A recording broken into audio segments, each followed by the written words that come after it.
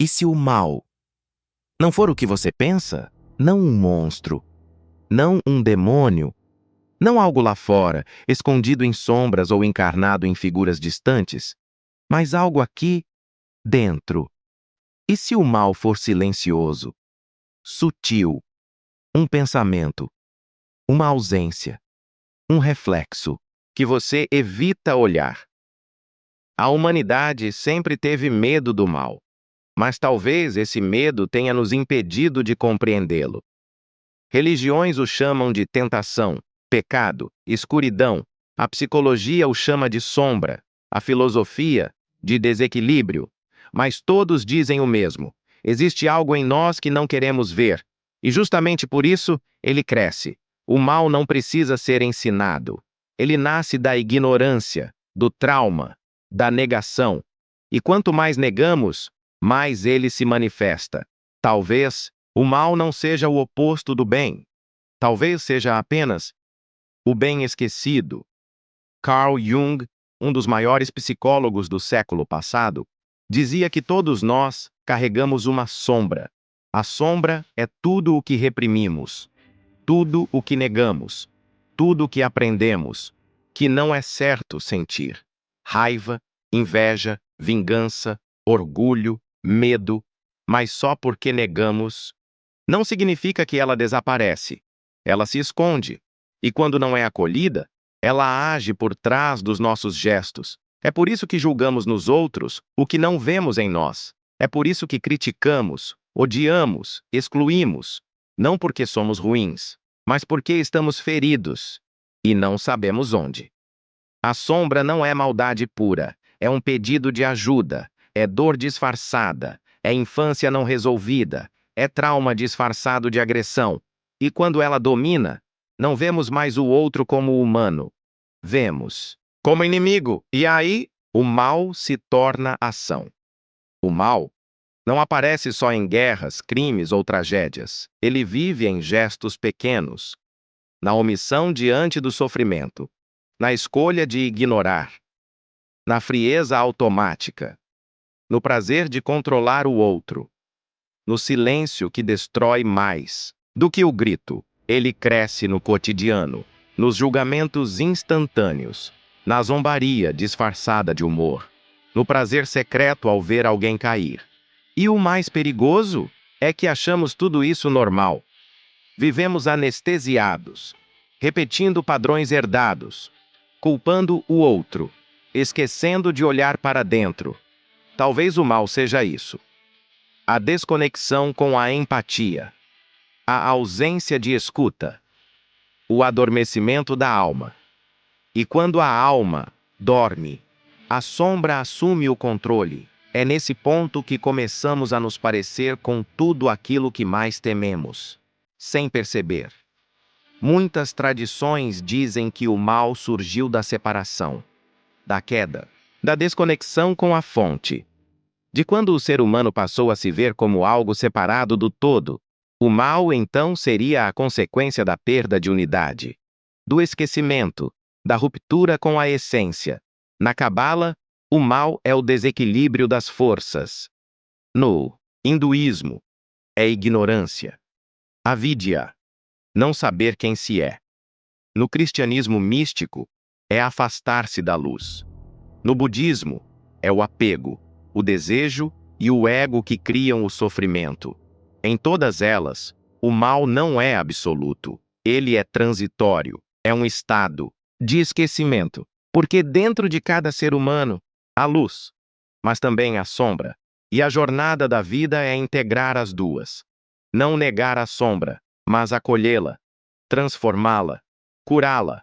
Essa é a verdadeira batalha, não contra o outro, mas dentro de si. Quando muitas pessoas negam sua própria sombra, nasce a sombra coletiva. Ela se manifesta em ideologias extremas, em líderes autoritários, em guerras justificadas, em multidões que odeiam juntas, acreditando estar certas. A sombra coletiva não tem rosto, ela se espalha como um vírus, contamina a linguagem, desumaniza o diferente, apaga o senso crítico. E o mais perigoso Ela sempre se apresenta como o bem. Toda a atrocidade da história foi cometida em nome de uma causa justa. Toda a perseguição foi alimentada por um nós contra eles. Toda violência se disfarça de virtude quando nasce da sombra. Se não curamos o que está dentro, o mal se manifesta fora, não como um castigo, mas como um espelho.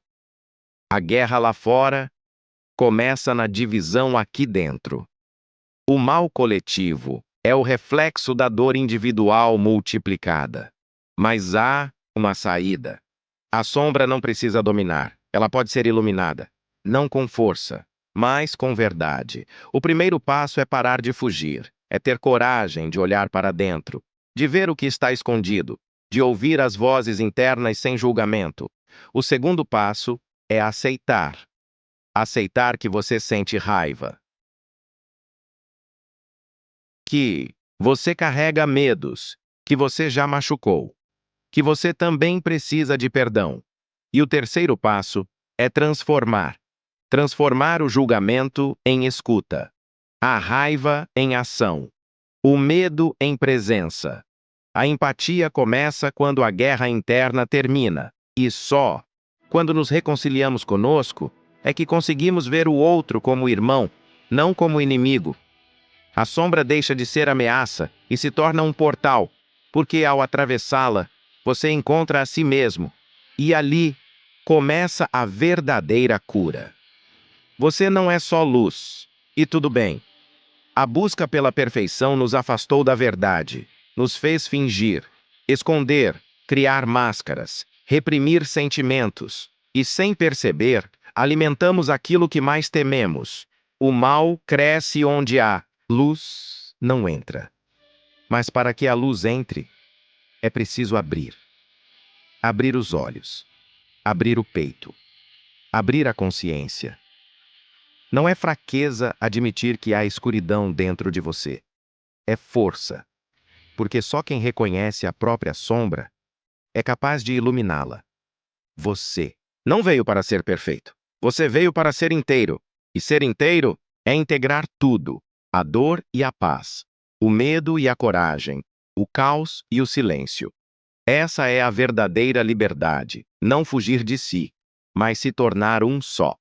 Talvez o mal nunca desapareça por completo, mas ele pode perder a força. Quando você o encara de frente, ele se dissolve quando você escuta, quando você cuida, quando você compreende. Você pode continuar lutando contra o mal, ou pode escolher algo maior, transformá-lo, não com guerra, mas com consciência. Porque às vezes o mal é apenas a parte de nós que ficou sozinha por muito tempo. E agora pede para ser vista. A próxima vez que você sentir raiva, pare. A próxima vez que julgar alguém, escute. A próxima vez que pensar, isso é mal, pergunte: o que está doendo aqui? Porque toda sombra aponta para uma ferida, e toda ferida quer ser curada. Você não precisa se tornar luz. Você já é. Só precisa deixar de fugir da escuridão. Talvez o mal não seja um inimigo, mas um mensageiro. Ele te mostra onde você ainda precisa olhar, onde você ainda se desconectou, onde você ainda pode voltar para casa. E se todos fizessem isso, o mundo mudaria, não por decreto, mas por espelho. Porque quando você transforma tudo ao redor. Então, da próxima vez que se perguntar onde está o mal, não aponte. Respire e lembre-se: o que você abraça se dissolve. O que você ilumina deixa de te controlar. O mal não precisa vencer. Ele só precisa ser visto, escutado, entendido, e então, com amor, ele se transforma em luz, acolha sua sombra.